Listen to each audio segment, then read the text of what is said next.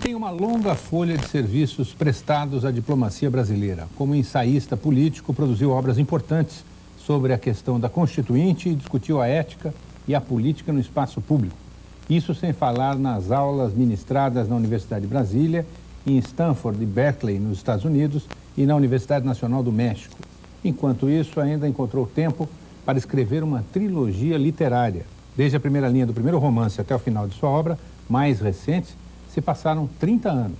E é para falar do que viu, viveu e escreveu que está no centro do Roda Viva esta noite o escritor João Almino de Souza Filho. E na realidade eu pude aproveitar. Foi em 1986 que João Almino veio a público com seu primeiro romance, Ideias para Onde Passar o Fim do Mundo.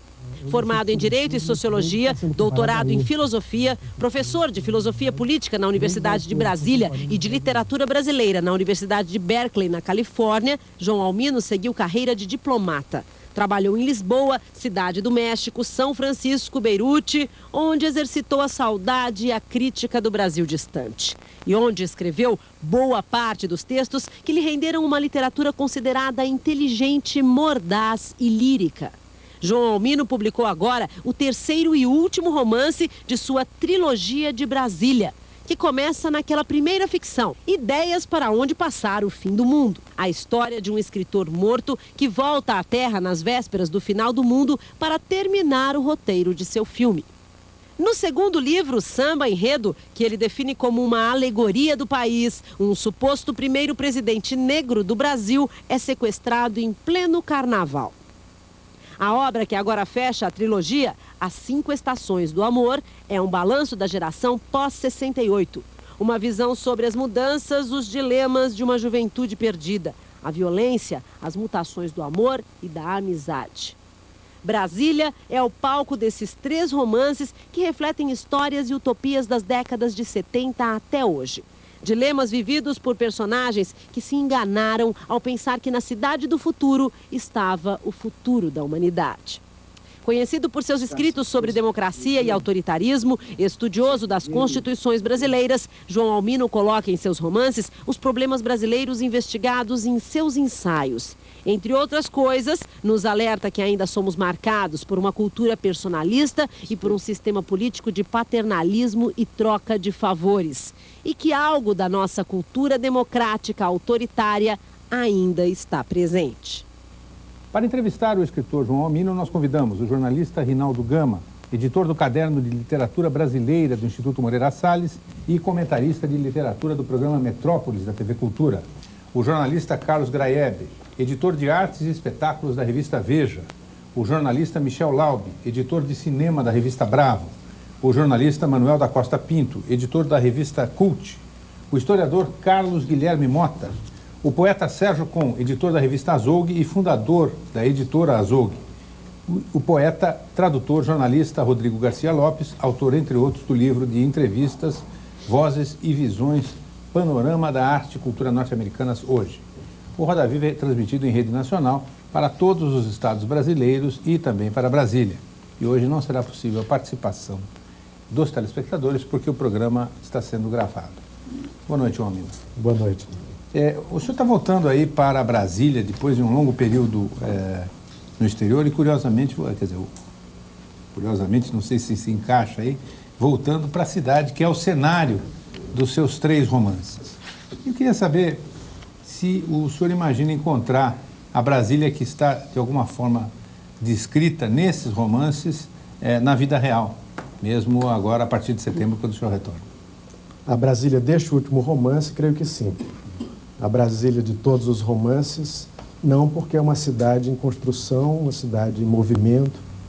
E, na verdade, eu diria que a Brasília, de maneira geral, a cidade de Brasília, a ideia de Brasília, é uma espécie de utopia. Ela foi uma utopia arquitetônica, ela também é um projeto de construção de uma cidade, de construção até mesmo de uma sociedade. E, como tal, ela muda. Na verdade, a trilogia trata um pouco dessa mudança, porque ela, digamos, discute o sonho de Brasília, que se confunde em grande medida com o sonho de construção do país, já que é um projeto que nos acompanha desde ainda o início da independência do Brasil, E, ao mesmo tempo, a trilogia discute as frustrações, a impossibilidade, no fundo, de realizar esse projeto. Ela discute o moderno, a ideia do moderno, a tentativa de criação do moderno e, ao mesmo tempo, os impasses do moderno, o moderno visto como um projeto do passado e como um projeto, até certo ponto, frustrado. O senhor acha que a Brasília real, ela criou esse espaço de convivência que permite esse tipo de história que esse último romance menciona? Porque a sensação que a gente tem de quem não vive em Brasília é de que ela é uma cidade onde a lógica urbana das outras cidades brasileiras não, se é que tem lógica, né, não se repete, quer dizer, até pela própria condição espacial, né, uma cidade onde as pessoas misturam-se muito pouco do ponto de vista de classe social, por exemplo, quer dizer, os bairros de classe média, estamos falando basicamente do plano piloto, as pessoas vivem em grupos, né? Então você tem o clube dos jornalistas, o clube da aeronáutica, o clube sei lá, do funcionalismo público, da diplomacia, seja do que for. Embora, evidentemente, que com 40 anos depois já há uma certa mistura. Eu queria saber se existe essa mescla que há em outras cidades, onde os conflitos acontecem muito mais radicalmente. Eu queria aproveitar a sua colocação para dizer o seguinte: essa observação de que a cidade talvez não permitisse um entrosamento maior, como disse o Marcum, entre as várias camadas, né, era toda setorizada, foi pensada desse modo. Em que medida isso dificultou a trilogia? Porque a Brasília ela é personagem, mas me parece que não protagonista dos romances, naquele sentido de um Balzac ou do Manhattan Transfer de João dos Passos, né, de Nova York ser uma personagem. Por quê? Porque não existe um herói individual, o herói é o coletivo, né? No caso de Brasília, se houvesse essa proposição, talvez o romance resultasse excessivamente setorizado ou, digamos, pelo menos politizado demais. Não sei se foi por isso que existem outros protagonistas que não a cidade. A cidade é personagem, me parece, mas não protagonista dos seus romances, né? Concordo, Rinaldo. Eu vou responder as duas perguntas, começando, talvez, muito rapidamente, por dizer, respondendo ao Rinaldo, que Brasília é mais que personagem, cenário, na minha trilogia. Mas eu volto um pouco a isso mais adiante, se tivermos tempo. E gostaria de dizer que, em primeiro lugar, teríamos que saber se é uma cidade.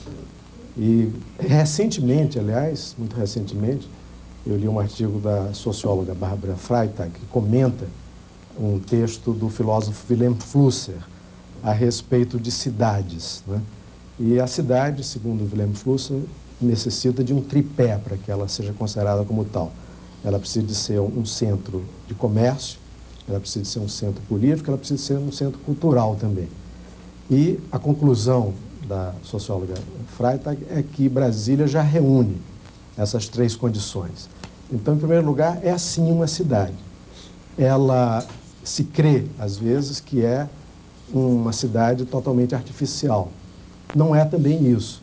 Quer dizer, ela seria se nós encarássemos ela apenas como aquele projeto original que talvez não tenha conseguido se realizar plenamente. Mas existe uma cidade de Brasília que teima em existir, independentemente desse projeto. Não se confunde exatamente com ele. É verdade. E existem, na verdade, várias cidades, obviamente se sabe disso muito bem, que cresceram espontaneamente em torno do projeto do plano piloto.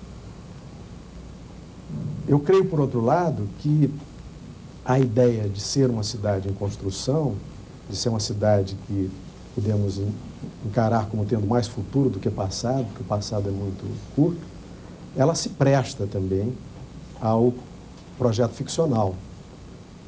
No fundo, a ficção, ela pode se enriquecer com essa liberdade, com esse futuro em aberto da cidade.